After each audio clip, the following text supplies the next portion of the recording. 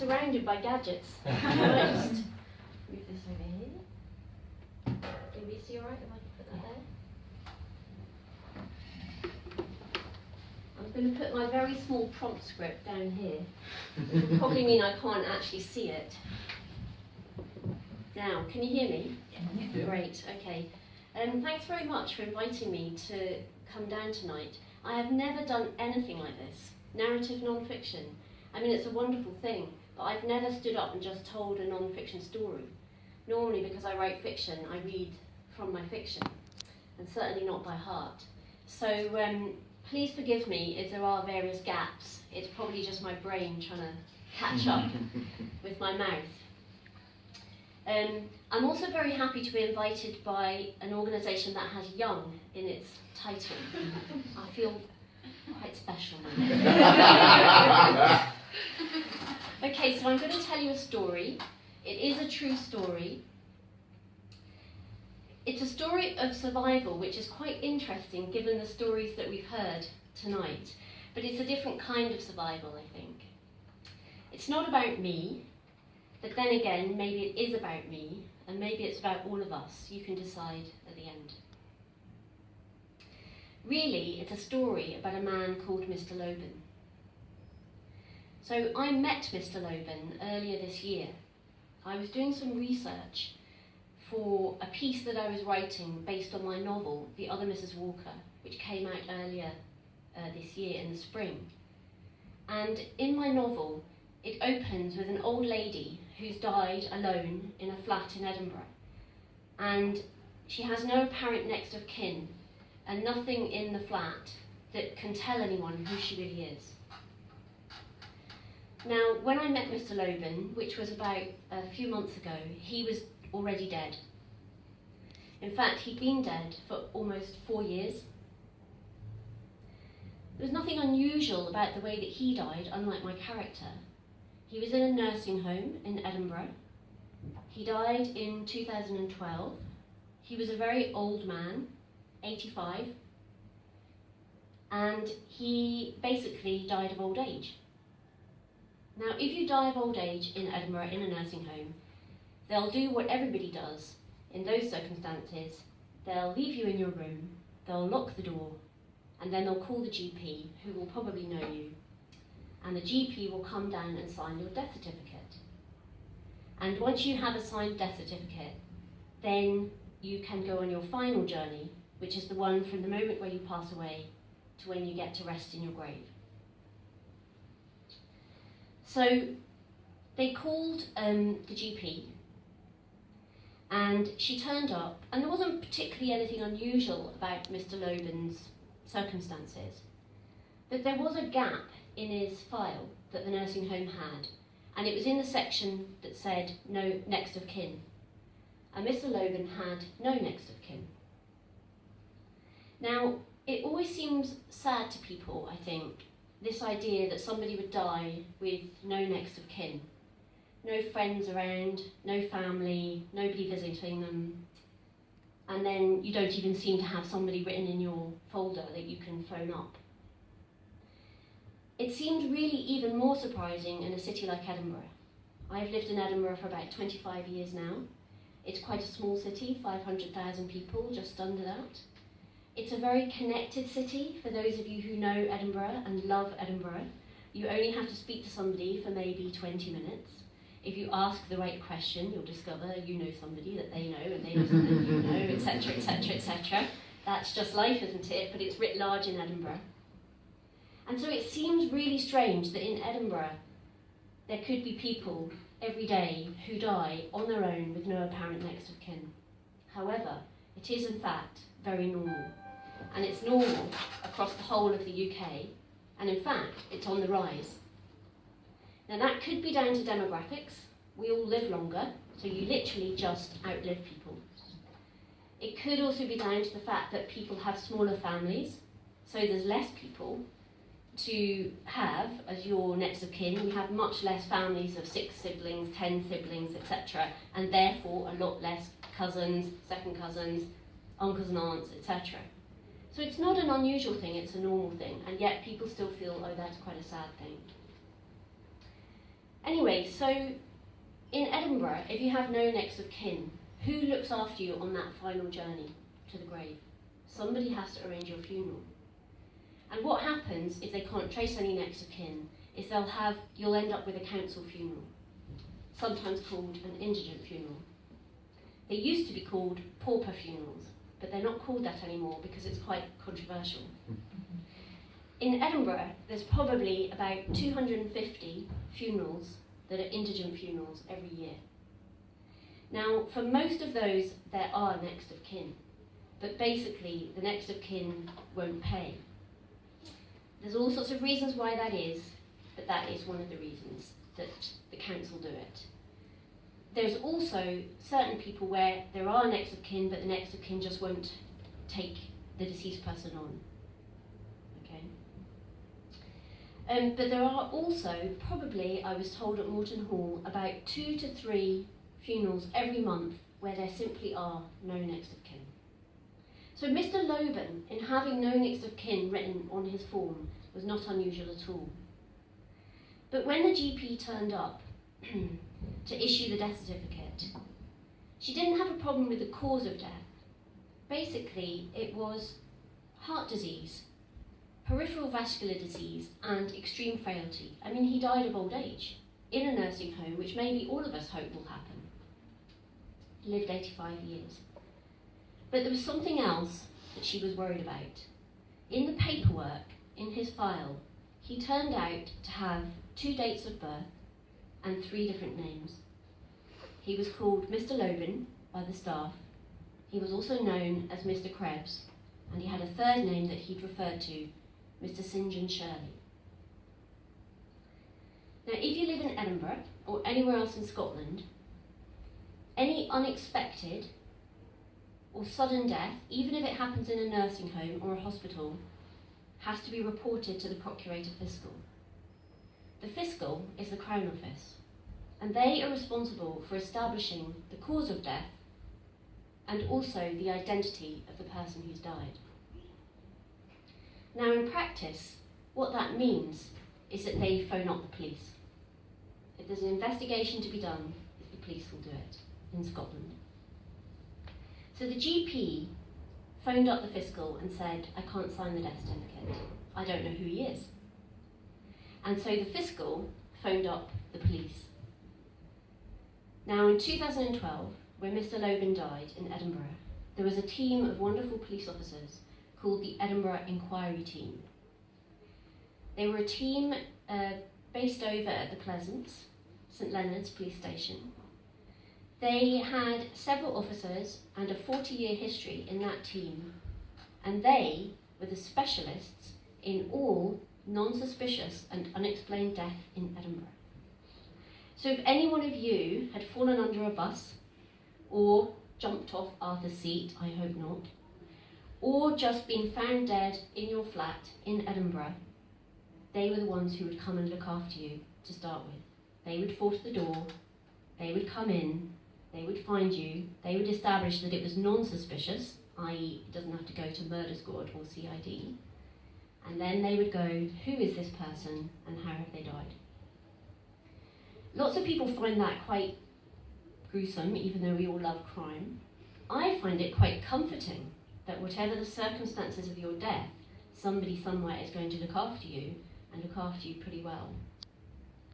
So, when it came to Mr. Loban, it looked very straightforward, but in fact, he got passed on to the Edinburgh Inquiry Team. Now, the Edinburgh Inquiry Team, who I've met a couple of 2 or 3 officers from, have really some amazing stories to tell. I'll give you a sort of flavour of 2 or 3 of them. If you sit with them for a night out, they really can give you some quite gory details, even though they're terribly professional. But just to give you a flavour of some of the people who they find who've died alone in their properties in Edinburgh. They had a gentleman who lived in a very salubrious part of Edinburgh, in a very big house. I don't know how it was that somebody called them, but they were called, and they turned up, and there he was, and he died in his property. Nothing suspicious. They did a little bit of investigation to try and work out who he was, found out who he was quite quickly, and then they tried to find next of kin. Now, while they were looking for next of kin, they discovered that he had several £1 million in the bank.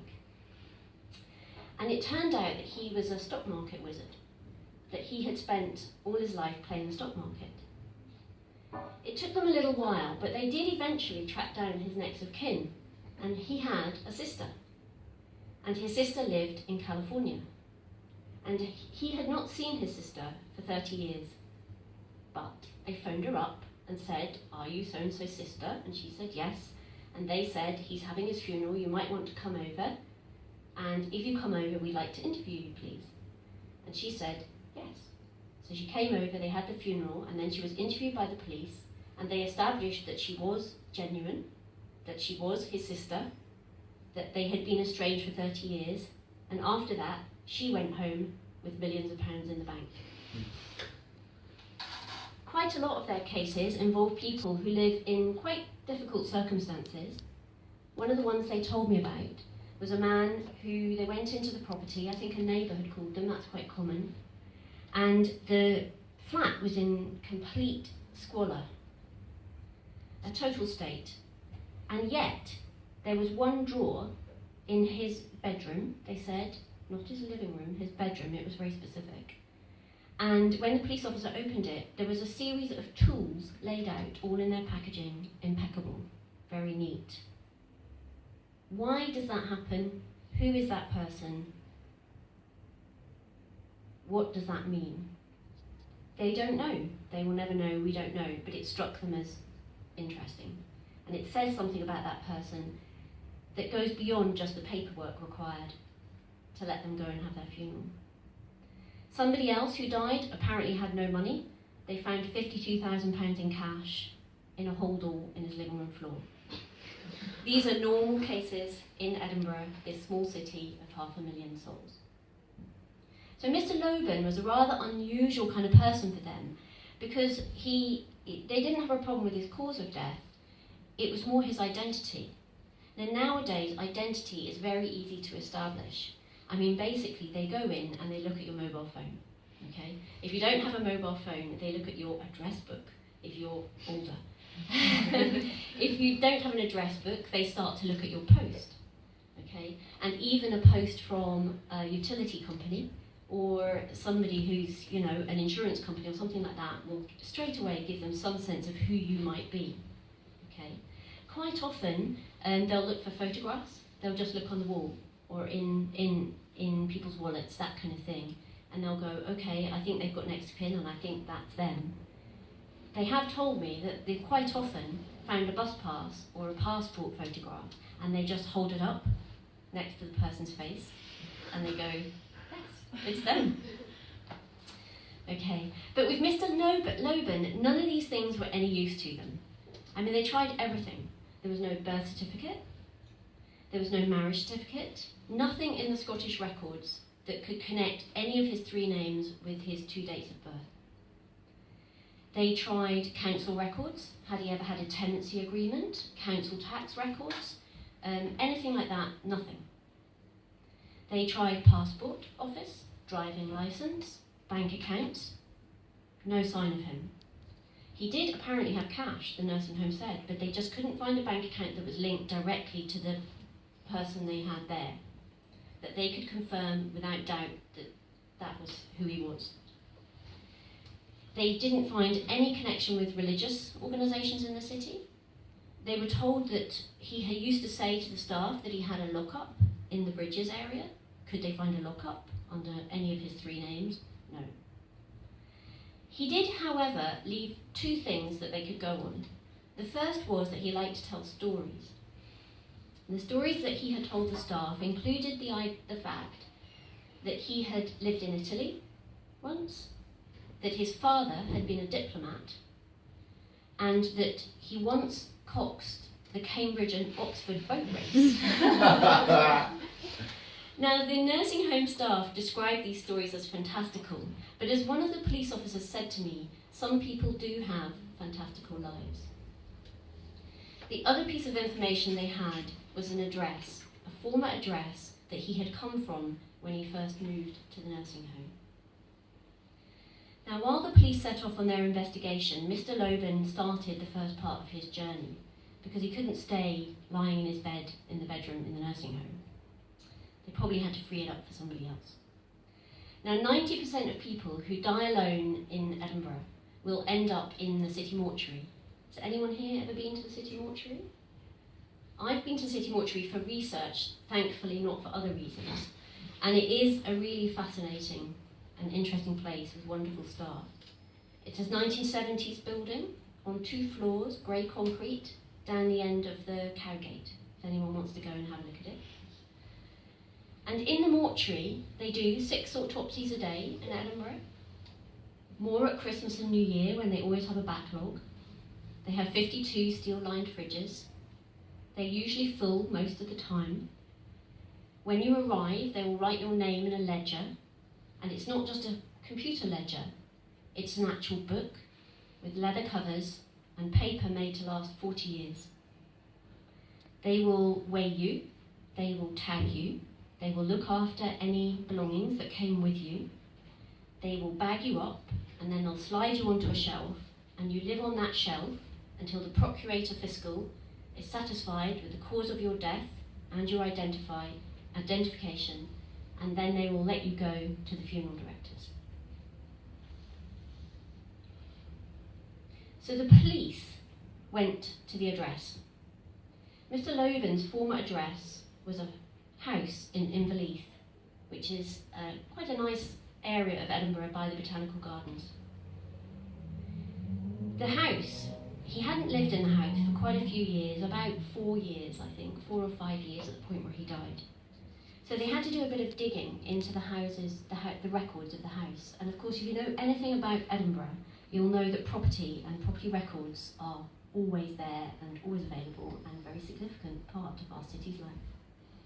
So there were property records, and they showed that around the time that Mr. Loban had left the house, it had actually been owned by a woman called Miss Loban. With a little bit more asking around, they discovered that Miss Loban was in fact Mr. Loban's partner, and she had died a few years before he had left the property. But Miss Loban and Mr. Loban had never been married. So there was no paperwork, the thing by which the police operate and all of us seem to mark out our lives, to show how they were connected. There was also no explanation of why he had decided to take her name.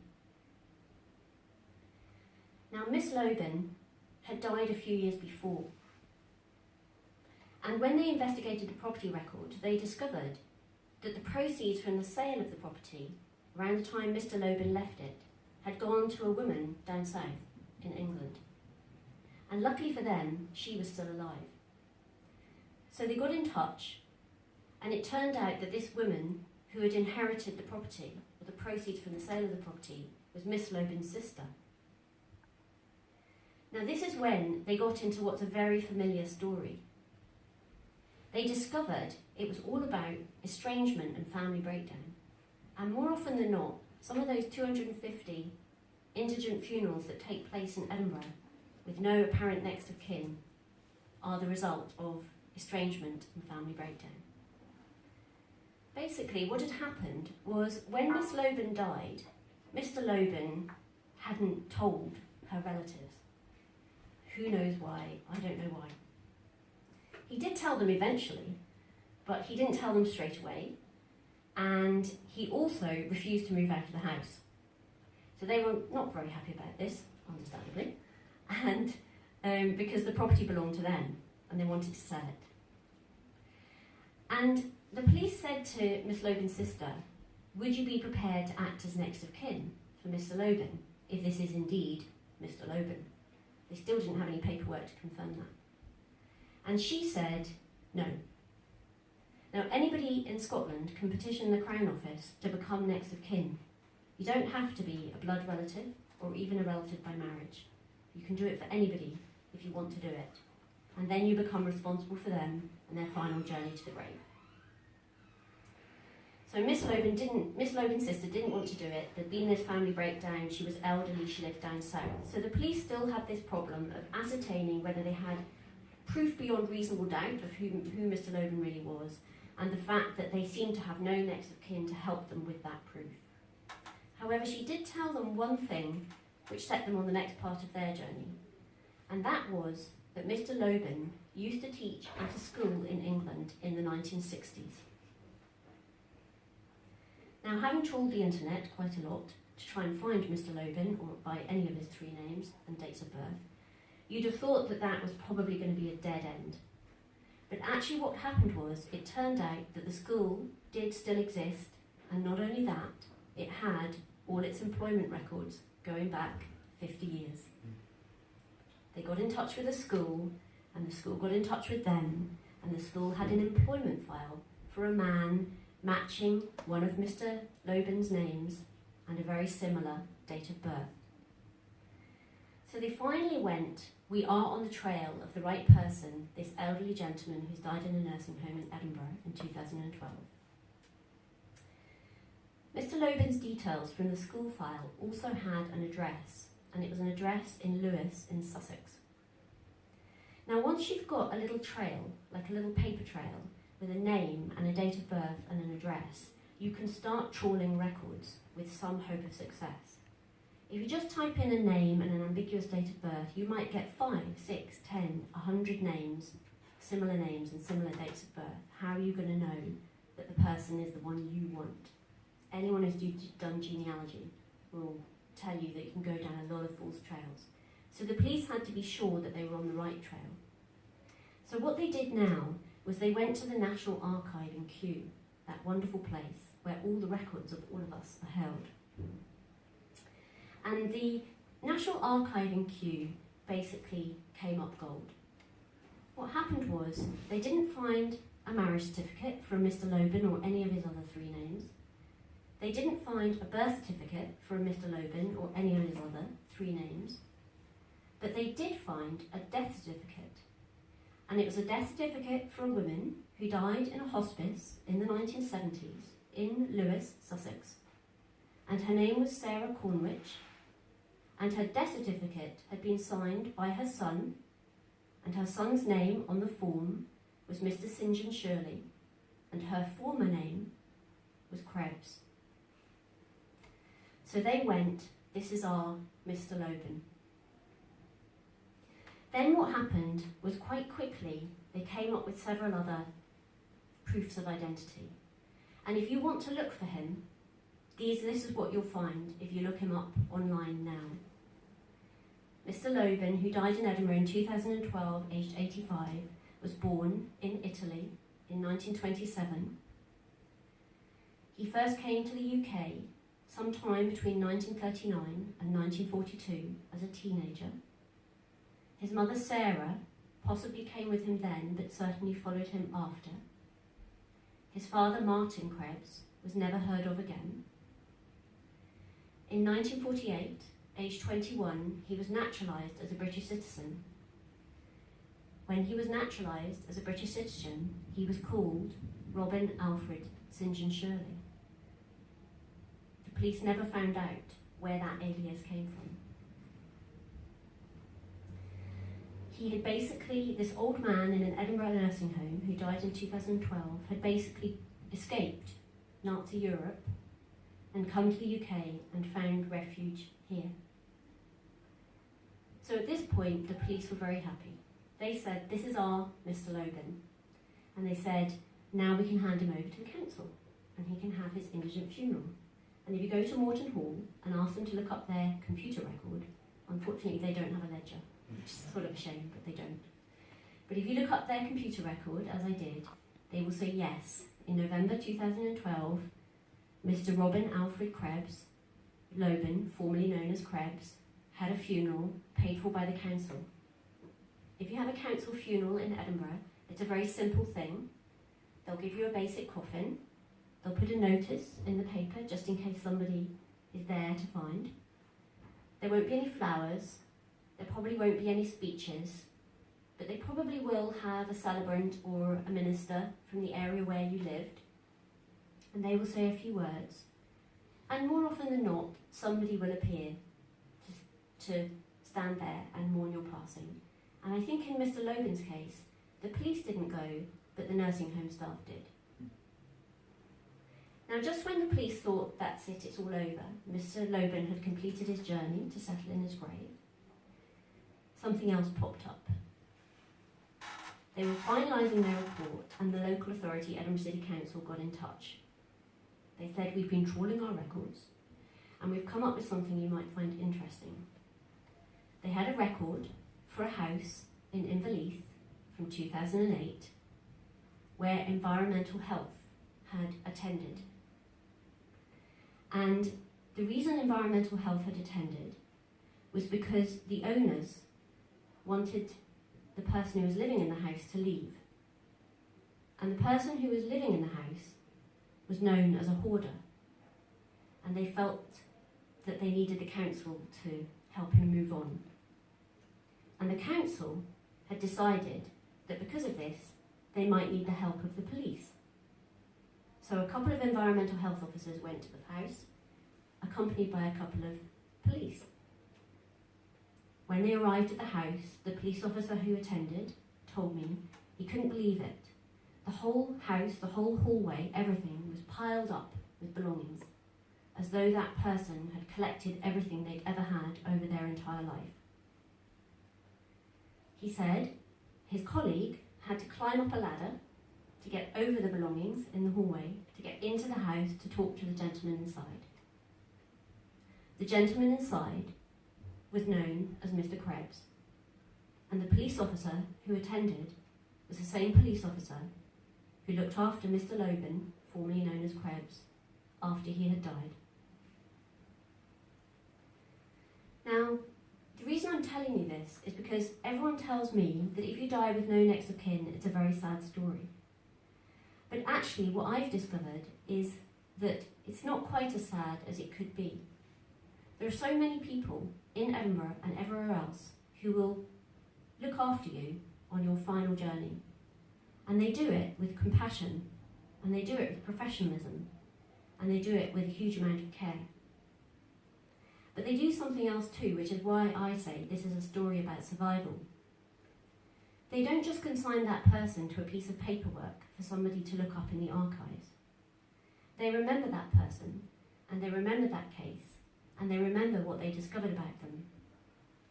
As the police officer said when he discovered that he had met Mr. Krebs before, when he was still alive, so many people die and nobody really knows anything about them. But he existed. He was here. He had a life. That police officer told me the story of Mr. Loban. So now I know Mr. Loban, and he survived through me. And now I'm telling you the story of Mr. Loban. And so somehow he's going to go on into the future, and you will remember him too. Thank you.